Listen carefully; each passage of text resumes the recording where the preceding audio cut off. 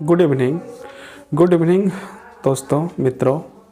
तो कैसे हैं आप सब लोग? कमेंट करके बताइए कैसे हैं आप सब लोग। आज हम लोग क्लास 9 का इकोनॉमिक्स भारत में खाद्य सुरक्षा आज हम लोग पढ़ने वाले हैं। क्लास 9 मतलब वर्ग, कक्षा बोलिए, वर्ग बोलिए, जो बोलना है बोलिए। वर्ग या कक्षा या क्लास जो बोलना है, आप तीनों में से जो बोल सकते हैं। तो यहाँ पर हम लोग क्लास 9 का इकोनॉमिक्स और ये जो है 4 चैप्टर है, मतलब चौथा अध्याय है। और चौथा अध्याय और साथ में इसका नाम जो है भारत में खाद्य सुरक्षा। आज हम लोग पढ़ेंगे भारत में खाद्य सुरक्षा। हम लोग क्या पढ़ेंगे? भारत में खाद्य सुरक्षा। आज हम लोग पढ़ने वाले हैं भारत में खाद्य सुरक्षा। तो आप लोग इस वीडियो को पूरा देखिएगा। देखने के बाद आपको इस चैप्टर से होने वाली परेशानी या समझने में किसी प्रकार का जो दिक्कत हो वो आपको आज के बाद नहीं होगा। और हम चाहेंगे कि बहुत ही कम समय में ये चैप्टर जो है समाप्त हो जाए। तो आप लोग इसे ध्यानपूर्वक देखें। समझ नहीं आने पर या किसी प्रकार का यदि आपके मन में सवाल हो तो आप जो है ये कमेंट बॉक्स जो होता है यूट्यूब में, जो कमेंट बॉक्स होता है उस यूट्यूब का कमेंट बॉक्स का आप इस्तेमाल करिए। वहाँ पर कमेंट करके बताइए कि आपको क्या समझ में नहीं आया। उसमें विशेष तौर पर वीडियो बनाकर हम लोग जो है काम करना चाहेंगे। तो हम लोग स्टार्ट करते हैं भारत में खाद्य सुरक्षा क्लास 9 चैप्टर 4, है ना। तो यहाँ पर सबसे पहला है अवलोकन जो हम लोग यहाँ पर जो है अध्याय 4 यहाँ पर आप देख चुके हैं। इसका नाम क्या है? भारत में खाद्य सुरक्षा और अध्याय 4 है। आप इसे जो है नेट से डाउनलोड भी कर सकते हैं चाहे तो। और यहाँ पर देखिए ये पीडीएफ आपको अब आगे हम लोग यहाँ पीडीएफ के सहायता से पढ़ते जाएंगे और समझते जाएंगे। इसमें हम लोग को क्या पढ़ना है और क्या समझना है सारा चीज़ समझ में आ जाएगा। यदि आपको किसी प्रकार का दिक्कत हो तो आप जो है इसे जो है कमेंट बॉक्स में इस्तेमाल करिए अपना, और वहाँ पर अपना समस्या को जरूर बताएं। तो यहाँ पर देखते हैं हम लोग, यहाँ पर देखते हैं क्या लिखा, अवलोकन। तो अवलोकन करते हैं हम लोग कि इस अध्याय में क्या क्या पढ़ना है, कैसे पढ़ना है। सो यहाँ पर सबसे पहले यहाँ पर लिखा है खाद्य सुरक्षा का अर्थ है। तो आप सबसे पहला एक क्वेश्चन लिख लीजिए कि खाद्य सुरक्षा से आप क्या समझते हैं। पहला क्वेश्चन आप नोट कर सकते हैं अपना कॉपी में, खाद्य सुरक्षा से आप क्या समझते हैं। तो यहाँ पर बताया गया खाद्य सुरक्षा का अर्थ है सभी लोगों के लिए सदैव भोजन की उपलब्धता। मतलब खाद्य सुरक्षा का मतलब किसी एक व्यक्ति के लिए नहीं यहाँ पर बताया जा रहा है।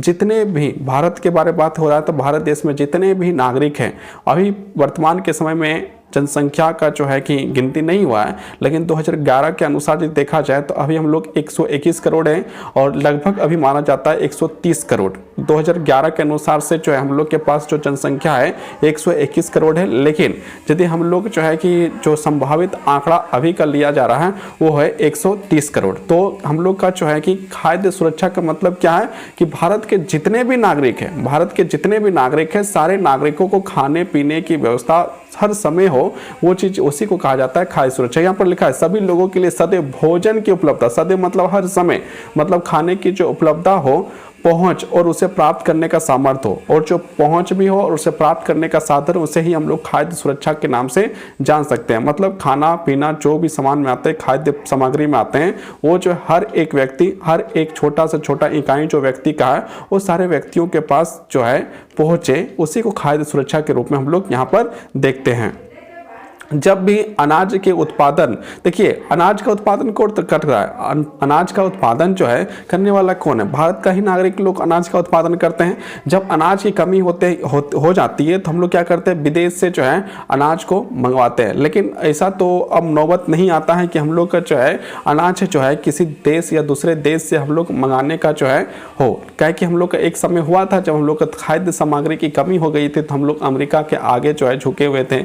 वहाँ से हम लोग जो है कि भागने का प्रयास किया था, लेकिन अमेरिका ने जो है उस समय बहुत भद्दा मजाक हम लोग के साथ किया था। उस समय लाल बहादुर शास्त्री जी ने उसका प्रति जवाब दिया और उसके बाद हम लोग हरित क्रांति का शुरुआत किया। हरित क्रांति की शुरुआत करने के बाद से आज हम लोग इतना उत्पादन कर चुके हैं कि हम लोग का जो है कि किसी प्रकार का जो है कि नुकसान भी नहीं होने देते हैं, और साथ में जो है इतना सारा उत्पादन है कि हम लोग जो है कि अपने देश को जो है भूखा नहीं मरने दे सकते। मतलब सारे लोगों तक जो है कि खाद्य आपूर्ति हो सकती है। ऐसा हम लोग अपने देश में ये सारा काम किए हैं। तो ये जो है कि हरित क्रांति का ही देन है। तो आप लोग यहाँ पर एक क्वेश्चन लिखिएगा यदि लिखना चाहे तो, हरित क्रांति से आप क्या समझते हैं। यहाँ पर लिखा हुआ है, जब भी अनाज के उत्पादन या उसके वितरण मतलब बांटना, वितरण की समस्या आती है तो सहज ही निर्धन परिवार इससे अधिक प्रभावित होता है। मतलब क्या है कि यदि आपको जो है, आप जानते ही होंगे, मतलब जिसके पास कम पैसा या निर्धन परिवार है वो हर चीज़ के लिए प्रभावित होता है। यदि आप शिक्षा के रूप में देखिए, शिक्षा देखना है तो शिक्षा में देख लीजिए, शिक्षा में कौन ज़्यादा प्रभावित है, जिसके पास पैसा नहीं है उसके पास अच्छा शिक्षा नहीं है, जिसके पास खाने पीने का सामान कम होगा जान लीजिए उसके पास भी पैसा नहीं है।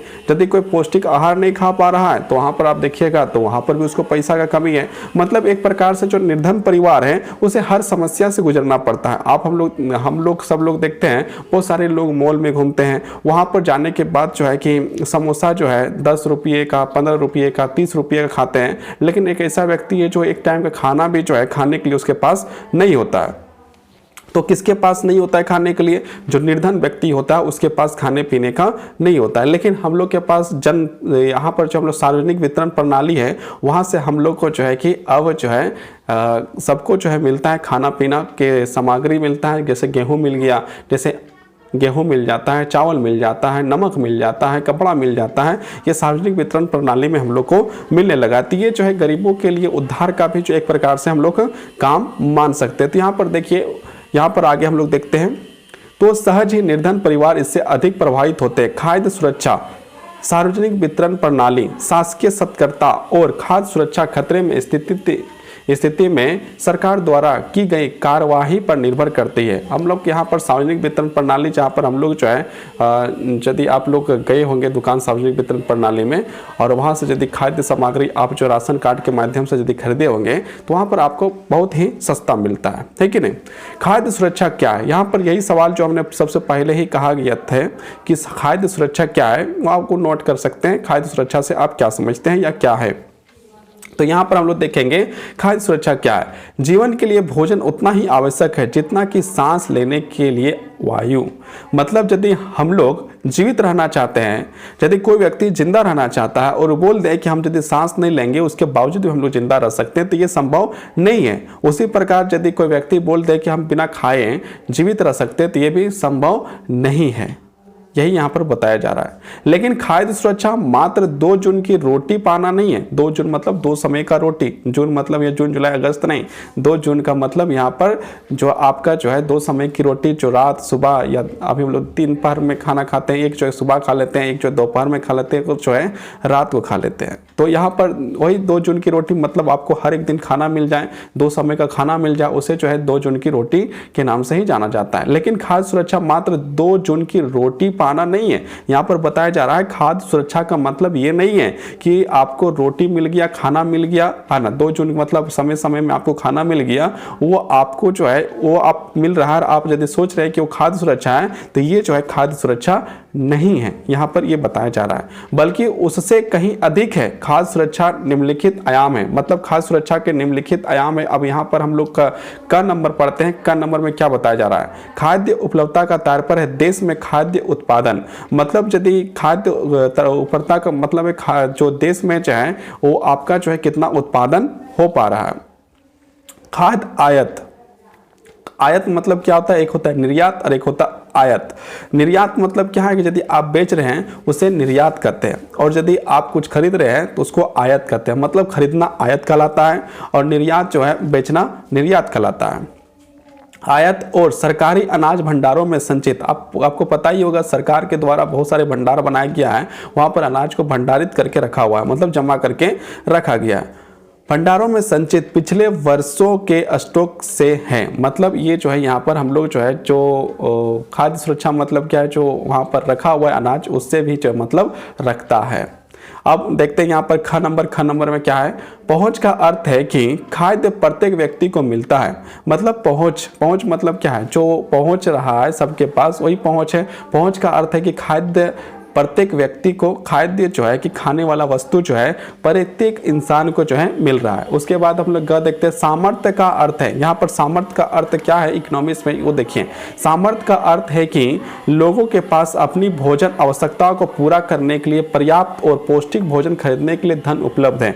यहाँ पर सामर्थ्य का अर्थ हो जाता है कि ऐसे इंसान जो लोगों के पास इतना पैसा है जो अपना जो है कि पौष्टिक आहार खा सकता है और अपना या तो अपना खेत में उत्पादन करके खा रहा है या तो खरीद के खा रहा है, लेकिन अपना सामर्थ्य से खा रहा है। इसको ही हम लोग यहाँ पर कहेंगे, देखिए यहाँ पर लिखा हुआ है सामर्थ्य का अर्थ है कि लोगों के पास अपनी भोजन की आवश्यकता, मतलब हम लोग जो खाना खाते हैं वो एक प्रकार की आवश्यकता ही है, खाना मिले वो आवश्यकता है, लेकिन हम लोग कुछ भी खा लें ये तो ठीक नहीं है। इसलिए हम लोग जो है पौष्टिक आहार खाना पड़ता है। पौष्टिक आहार से हम लोग का शरीर भी ठीक रहता है। तो यहाँ पर वही बोला गया है अपनी भोजन की आवश्यकता को पूरा करने के लिए पर्याप्त, मतलब अपनी भोजन की आवश्यकता जो हम लोग को खाना है उतना जो है कि पर्याप्त उतनी आवश्यकता को यदि पूरा कर लेते हैं और पौष्टिक भोजन खरीदने के लिए धन, पौष्टिक भोजन को खरीदने के लिए धन यदि है तो आप पर जो है सामर्थ्य है। ये इकोनॉमिक्स का भाषा में कर सकते हैं।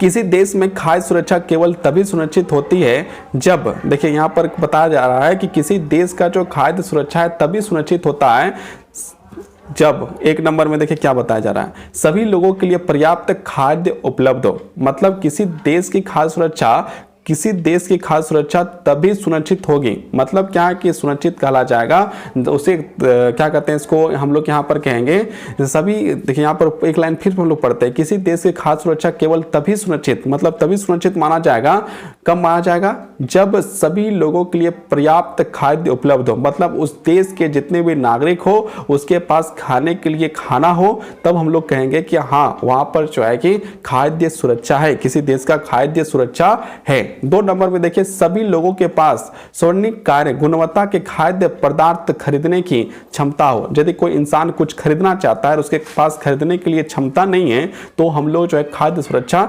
नहीं मानेंगे। यदि कोई इंसान जो है खाने के लिए एप्पल खरीदना चाहता है या केला खाना चाहता है या फिर सेव तो एप्पल ही है, तो जो है कुछ भी खरीदना चाहता है और उसके पास पैसे नहीं है और खरीद नहीं पा रहा है तो खाद्य सुरक्षा नहीं माना जाएगा। ये भी है। पौष्टिक आहार के लिए तो एप्पल भी चाहिए, केला भी चाहिए, बनाना जो जिसको हम लोग कहते हैं इंग्लिश में वो भी चाहिए। अब 3 नंबर में देखते हैं 3 नंबर में क्या है। 3 नंबर में खाद्य की उपलब्धता में कोई बाधा नहीं हो, मतलब कि जो है कि इसकी उपलब्धता में जो चावल है, धान से हम लोग चावल बनाते हैं, गेहूँ है या फिर जो भी चीज़ है, सब्जियाँ है, बैगन है या फिर आपका आलू है या गाजर है, ये चीज़ उपलब्धता यदि है तो माना जाएगा कि हाँ खाद्य सुरक्षा है। और यदि इसकी उपलब्धता आसानी से नहीं होता है, बाधित पूर्ण से होता है, तो समझिए कि खाद्य सुरक्षा नहीं है। अब हम लोग नेक्स्ट देखते हैं खाद्य सुरक्षा क्यों, मतलब खाद्य सुरक्षा होना चाहिए तो क्यों होना चाहिए। यहाँ पर हम लोग को पूछा जा रहा है कि खाद्य सुरक्षा क्यों जरूरी है। तो यहाँ पर एक क्वेश्चन आप कर लिख सकते हैं कि खाद्य सुरक्षा आवश्यक क्यों है। तो यहाँ पर देखते हैं समाज का अधिक गरीब वर्ग तो हर समय खाद्य असुरक्षा से ग्रस्त हो सकता है।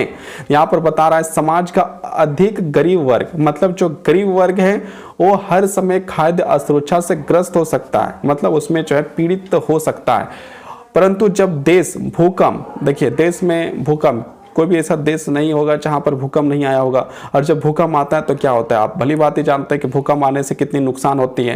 भूकंप, सूखा, मतलब आपने तो धान तो लगा दिया गया है, धान यदि आप लगा दिए हैं लेकिन क्या है पानी नहीं आने के कारण से, पानी गिरने नहीं कारण से वहाँ पर सूखा हो गया, सूखा यदि हो गया तो फिर जो है खाद्य असुरक्षा तो होगा ही होगा।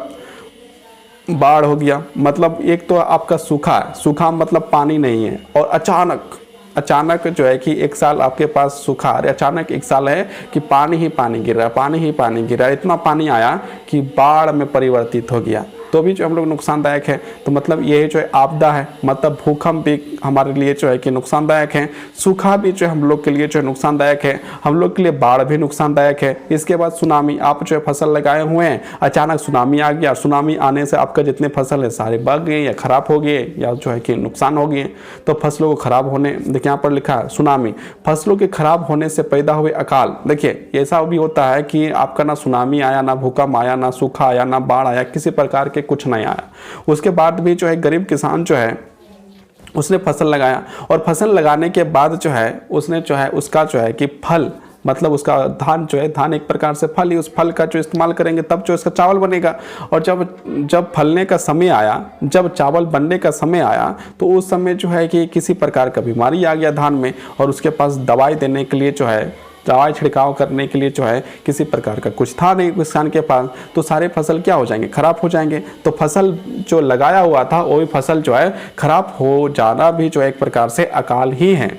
आदि राष्ट्रीय आपदाओं से गुजर रहा हो, मतलब राष्ट्रीय आपदाओं से गुजर रहा हो, तो निर्धनता रेखा से ऊपर के लोग भी खाद्य असुरक्षा से ग्रस्त हो सकते हैं। यदि इस प्रकार की समस्या आ गया और जो व्यक्ति कभी जो है खाद्य सुरक्षा उसके पास था, वो जब चाहे तब खरीद के खा सकता था, उसके पास उत्पादन अच्छा था, या किसी व्यक्ति के पास खाना बहुत अच्छा था, उसके पास कुछ भी खरीद के खा सकता था, उसके पास हर समस्या का समाधान था, लेकिन अचानक भूकंप आ जाता है, या सूखा आ जाता है, या बाढ़ आ जाता है, या सुनामी आ जाता है, तो उसका भी जो है खाद्य असुरक्षा हो सकता है, मतलब उसके पास भी खाने की कमी हो सकती है, ये ग्रस्त हो सकता है। अब आगे हम लोग देखते हैं, यहाँ पर एक पैराग्राफ दिया हुआ, वो पैराग्राफ में कुछ ना कुछ बताया गया होगा, तो हम लोग देखते हैं क्या बताया गया।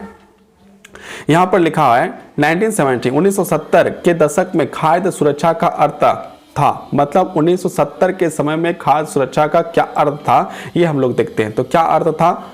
आधारिक खाद्य पदार्थों की सदैव पर्याप्त उपलब्धता।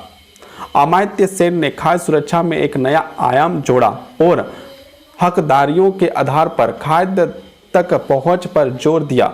हकदारियों का अभिप्राय राज्य या सामाजिक रूप से उपलब्ध कराई गई अन्य पूर्तियों के साथ साथ उन वस्तुओं से हैं जिसका उत्पादन और विनिमय बाजार में किसी व्यक्ति द्वारा किया जा सकता है। विनिमय मतलब क्या है? उसको बेचा जा सकता है, विनिमय किया जा सकता है।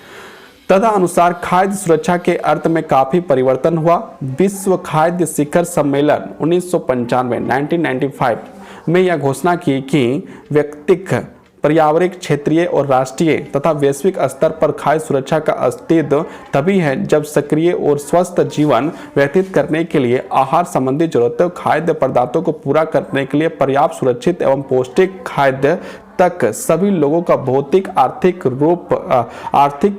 पहुँचे सदैव हो।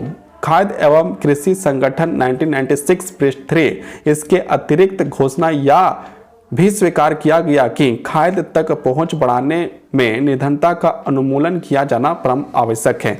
मतलब यदि किसी के पास यदि पैसा है तो उसके पास खाने पीने की कमी जो है नहीं हो सकती, लेकिन किसी के पास जो उसके पास जो है नो मनी, 1 रुपया भी नहीं है, और उसका बेचारा उसके पास खेत भी नहीं है, वो किसान भी नहीं है, तो वो जो है कि खाद्य असुरक्षा में आ ही जाएगा। तो यहाँ पर जो है यही चीज़ बताया जा रहा है कि जिसके इतना जो है आर्थिक रूप से होना चाहिए और खाद्य जो है कि हर एक व्यक्ति तक पहुँचना चाहिए। किसी आपदा के समय खाद्य सुरक्षा कैसे प्रभावित होती है?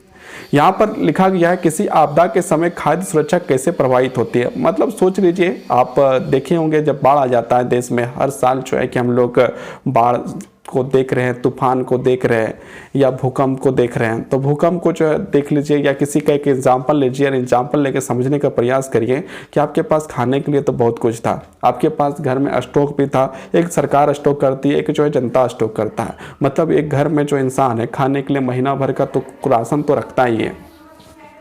तो खाने का जो राशन मान लीजिए आपके पास जो है 1 महीना का राशन आपके पास था, अचानक जो है बाढ़ आ जाती है, और बाढ़ आ जाता है तो आपका जो रखा हुआ जो चावल है, रखा हुआ जो आटा है, रखा हुआ जो भी चीज़ है, या फिर आपके जो है कि खेतों में लगा हुआ बैगन है, आपके खेतों में लगा हुआ टमाटर है, आपके खेतों में लगा हुआ आलू है, तो ये सारे चीज़ जो है बह जाएंगे। और बह जाएंगे तो आप जो है बह गया तो बह के तो चला गया, और चला गया तो आप क्या उसको खा सकते हैं? जो बह के चला गया उसको आप कहाँ से खा सकते हैं? नहीं खा सकते हैं। और जब आपके घर में जब इतना सारा सामान था और सारा सामान जो है बह चुका है, तो आप बताइए ऑटोमेटिकली आप जो है वहाँ पर जो है खाद्य असुरक्षा हो गई। मतलब वहाँ पर आपको खाने के लिए आपके पास कुछ नहीं रहा, ना पौष्टिक ना अपौष्टिक, जो एक पेट भरने के लिए भी कुछ नहीं रहा। एक तो है कि पेट भरने के लिए तो कुछ चाहिए, तो वो भी नहीं रहा। उसके बाद आप जो दूसरे पर निर्भर हो गए कि को आए कुछ दे, तो हम लोग जो है इस भूकंप के समय में, इस सुनामी के समय में, इस बाढ़ के समय में कुछ खा ले। तो ये भी जो समस्याएं जो है होती है। तो यहाँ पर देखते हैं किसी आपदा के समय खाद्य सुरक्षा कैसे प्रभावित होती है। किसी प्राकृतिक आपदा जैसे सूखे के कारण खाद्यान्न की कुल उपज का गिरावट आ जाती है। यदि आप अनाज लगाएंगे और पानी ही नहीं आएगा, पानी ही नहीं दे पाएंगे, तो आपका जो भी वो फसल आप बनाएं, जो भी फसल आप लगाएं, जैसे गेहूं लगा लीजिए और पानी की जो कमी है, तो क्या गेहूं आपका उत्पादन हो पाएगा? नहीं हो पाएगा। यदि आपने चावल लगाया है और चावल यदि आप लगा चुके हैं और उसके लिए आप जो पानी नहीं दे पा रहे या पानी नहीं आ रहा है और पानी की व्यवस्था आप नहीं कर पा रहे हैं, तो क्या चावल का उत्पादन हो पाएगा? नहीं हो पाएगा। यदि आप मान लीजिए छोटा सा चीज मक्का ही लगाए हैं, मक्का लगाए हैं और जो है आपका पानी यदि नहीं आया, तो बताइए मक्का जो आपका जो है क्या होगा? जिंदा रहेगा? मक्का भी मर जाएगा। या पर किसी प्रकार का फसल क्यों नहीं लगाएं, पानी की जरूरत है और आपका सूखा आ गया, तो सूखा आने से क्या होगा? ये फसल नहीं उत्पादन होगा, और जब उत्पादन नहीं हुआ तो उसका आप उत्पादन नहीं हो पाया है, तो मार्केट में ऑटोमेटिकली कमी हो जाएगा। जब कमी हो जाएगा तो खाद्य असुरक्षा तो बढ़ेगा ही। आपके पास उत्पादन कर रहे हो, जब किसान करता है, जब उत्पादन करेगा तो उसका तो सब ठीक ठाक रहेगा, लेकिन उत्पादन जब नहीं होगा तो कमी तो होगा। जिस चीज का उत्पादन ही नहीं हुआ उस चीज का जो कमी नहीं होगा, ऐसा हो ही नहीं सकता है। जिस चीज का उत्पादन नहीं होता उस चीज का तो कमी होगा ही, और वो कमी आपको जो है कि फिर समस्या उत्पन्न करेगी। उसी को हम लोग तो खाद्य असुरक्षा के नाम से भी जान सकते हैं।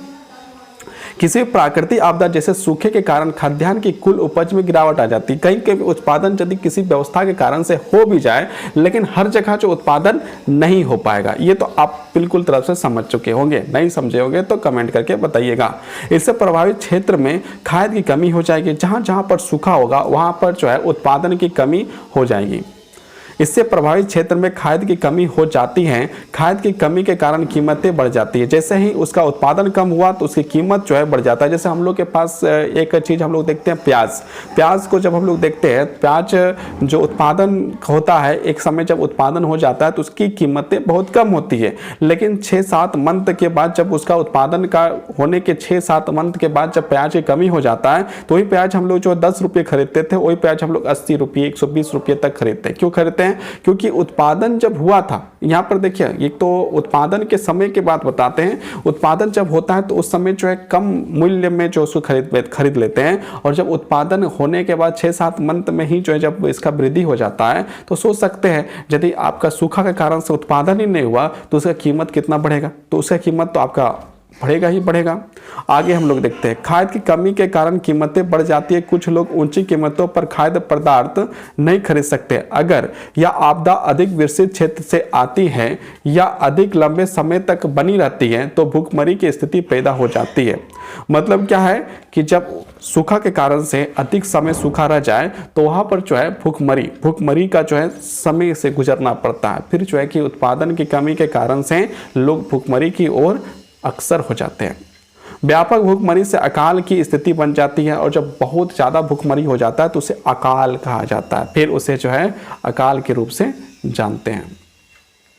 अकाल के दौरान बड़े पैमाने पर मौतें होती है। जब आपके पास खाने के लिए कुछ नहीं है और बहुत बड़ा अकाल है, ये खाने के कुछ नहीं होगा, तो आप भूख से जो है कि बहुत सारे लोग जो है मर जाते हैं। जो भूखमरी तथा विवश होकर दूषित जल या सड़े भोजन, अब जब पूरा तरह से समस्या से ग्रस्त है तो पेट भरने के लिए वो जो है दूषित, मतलब एक प्रकार से जो पानी हम लोग का पीना पसंद नहीं करते थे, लेकिन मजबूरी के कारण उस पानी को हम लोग पीने स्टार्ट कर देते हैं, मजबूरी के कारण। या फिर जो है कि भोजन, खाना, पानी तो पी लिया, फिर जो है सड़ा गला पानी पी लिया, और उसके बाद जुगाड़ करने के बाद सड़ा गला पानी तो मिल गया, उसके बाद जो है भोजन वो भी जो है आपको कहीं मिल गया गिरा हुआ या किधर भी, तो उसको आपने खा लिया। जो भोजन आपको नहीं खाना चाहिए था, मतलब गंदा या फिर खराब या बहुत ही खराब चीज़ को आपने जो खाकर अपना पेट को जो भरने का प्रयास किया, लेकिन उससे क्या होगा, आपको जो है बीमारी हो जाएगी, और बीमारी जो है महामारी का काम करेगा। तो यहाँ पर जल या सड़े भोजन के प्रयोग से फैलने वाली महाबीमारियों तथा भूखमरी से उत्पन्न कमजोरी, अब जो आपको सही पौष्टिक आहार नहीं मिल पा रहा है, सही खाना नहीं मिल पा रहा है, सही चीज़ें नहीं मिल पा रहे, तो आपको वहाँ से क्या मिलेगा? आपको वहाँ से मिलेगा एक ही चीज़, या मिलेगा बीमारी या तो फिर मिलेगा आपको कमजोरी। आपका जब शरीर में पेट आपका भरा नहीं है, पेट में आपका सही पौष्टिक आहार गया नहीं है, तो आपका ऊर्जा बन पा नहीं रहा है, और जब नहीं बन पा रहा है तो आपका शरीर जो है कमजोर हो रहा है, आपका शरीर जो बहुत ज़्यादा कमजोर हो रहा है, और साथ में जो पौष्टिक आहार नहीं है, तो फिर जो आपका जो बीमारी का आपको सामना करना पड़ रहा है, कुपोषण का शिकार हो रहे हैं आपके बच्चे, और मतलब सारे उस स्थिति में उत्पन्न सारे बच्चे, सारे लोग जो है कुपोषण की ओर बढ़ रहे हैं, भूखमरी की ओर बढ़ रहे हैं, मरने की कतार में खड़े हो रहे हैं। तो ये भी एक समस्या है। प्रति शरीर के प्रतिरोधी क्षमता गिरावट के कारण होती है, और फिर जो है कि हमारे शरीर में जो क्षमता होती है बीमारियों को रोकने का, वो भी जो है कि धीरे धीरे खत्म होने लगता है। भारत में जो सबसे भयानक अकाल पड़ा था, देखिए यहाँ पर बताया जा रहा है भारत में सबसे भयानक अकाल जो पड़ा था वह 1943 का बंगाल का अकाल था। मतलब सबसे भयानक अकाल में से एक अकाल माना जाता है 1943 का, और वो अकाल कहाँ पड़ा था, तो बंगाल में अकाल पड़ा था। इस अकाल में भारत के बंगाल प्रांत में 30 लाख लोग मारे गए थे। और जब बंगाल प्रांत के जो है लोग, बंगाल प्रांत मतलब क्या, उस समय बांग्लादेश, आज का जो बांग्लादेश है वो भी है, और जो बंगाल अभी का वर्तमान का बंगाल है वो भी है, उसमें कुछ बिहार के हिस्से भी है। तो ये जो बंगाल है, वो बंगाल में जो है 30 लाख लोग 1943 के समय में मर जाते हैं, और मरने का एक ही छोटा सा कारण था अकाल। और उस समय हमारा देश जो है गुलाम पे था, तो ये भी एक समस्याएं थी, गुलाम था तो वो भी एक समस्या है, बहुत ज़्यादा समस्या है। और यहाँ पर क्या लिखा हुआ है, थोड़ा सा एक डब्बा यहाँ पर हम लोग पढ़ के देखते हैं। क्या आपको मालूम है कि बंगाल के अकाल से सबसे अधिक कौन लोग प्रभावित हुए थे? यहाँ पर बताया जा रहा है कि सबसे ज़्यादा प्रभावित होने वाले लोग कौन थे बंगाल के अकाल में। तो यहाँ पर देखते हैं चावल की कीमतों में भारी वृद्धि। देखिए चावल की जो कीमत थी, जब चावल कम हो जाएंगे तो चावल का कीमत बढ़ जाएगा, और वहाँ पर जो है कीमत जो बहुत ज़्यादा बढ़ गया था, लोग प्रभावित हुए। चावल की कीमतें में भारी वृद्धि, खेतीहर मजदूर, खेती में जो काम करने मजदूर, मछुआरे, परिवहन कर्मी और अन्य अनियमित जो है कि मतलब रेगुलर जो काम नहीं करता है उसे अनियमित श्रमिक मतलब मजदूर कहा जाता है, सबसे अधिक प्रभावित हुए। मतलब ये जो है खेतीहर मजदूर जो है वो प्रभावित हुए, मछुआरे लोग प्रभावित हुआ, परिवहन जो आवाजाही के काम करते वो लोग प्रभावित हुआ, जो दैनिक कार्य करते हैं, आज काम किया कल किया और कभी काम नहीं भी मिला तो नहीं किया, वो लोग प्रभावित हुआ था, अधिक प्रभावित हुए थे। इस अकाल में सबसे अधिक मरे थे, और यही लोग जो है कि सबसे ज़्यादा मरने वाले लोग थे। तो यहाँ पर सारणी दिया है 4.1 बंगाल प्रांत में चावल की उपज। तो यहाँ पर इसको आप लोग देख लीजिएगा 1938, 1939, 1940, 41, 42, 43 जो है यहाँ पर दिया हुआ है, कितना कितना क्विंटल, कितना कितना निर्यात हुआ, कितना आयात हुआ, ये सारे चीज़ जो है यहाँ पर दिया गया है, जो आप लोग देख लीजिएगा। अब हम लोग यहाँ पर देखते हैं, आइए चर्चा करें। अब यहाँ पर आइए चर्चा करें कर देखते हैं क्या लिखा हुआ है। तो यहाँ पर हम लोग ध्यान से देखते हैं क्या है ये। यहाँ पर लिखा हुआ है, कुछ लोग का कहना है कि बंगाल का अकाल चावल की कमी के कारण हुआ था। मतलब कुछ लोगों का कहना था कि चावल के कमी के कारण बंगाल का अकाल हुआ था। सारणी 4.1 का अध्ययन करें और बताइए कि क्या आप इस कथन को सहमत हैं। मतलब ये चीज़ को आप देखिए, सारणी 4.1 को देखकर आप कमेंट करके भी बताइएगा क्या इससे आप सहमत हैं कि चावल के कारण अकाल हुआ था।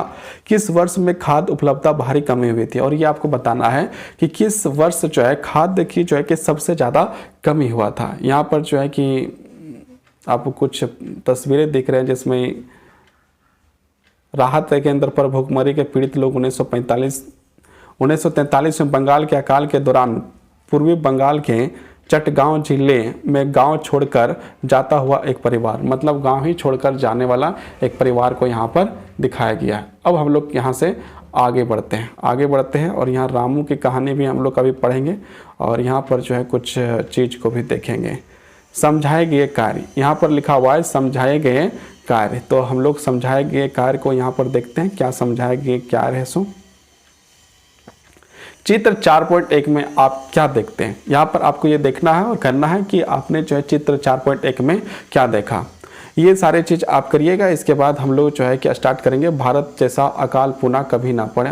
ये जो हम लोग यहाँ स्टार्ट करेंगे। बहुत बहुत धन्यवाद, बहुत बहुत आभार।